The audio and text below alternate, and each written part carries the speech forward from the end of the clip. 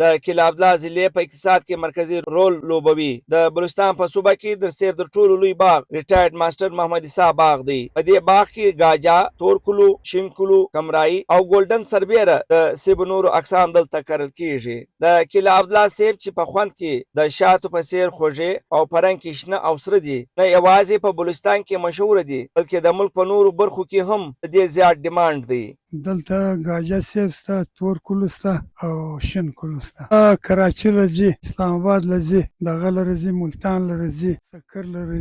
چې کوم خوا بازار شي هغه خواته است او کله کله بیا ټیکدار واخلي هغه بیا دغه مرزه د شیر وړي چې موږ په خپل باز موږ مختلف منډیان تقریبا چې ډک وي په کال ته 10,000 40,000 کریټه کی او چې کمی بیا نو دا 22-25,000 داسې کی. یو 100 ایکړ مځکه باندې په دې باغ کې د 3,000 څخه زیاتې درختې دي.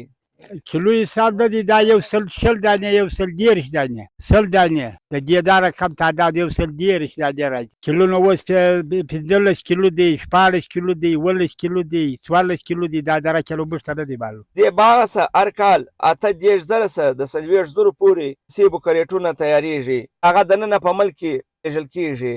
کیمرې ټیم سره اختر ګلفام، سنو خیبر پښتونخوا، لا عبدالله.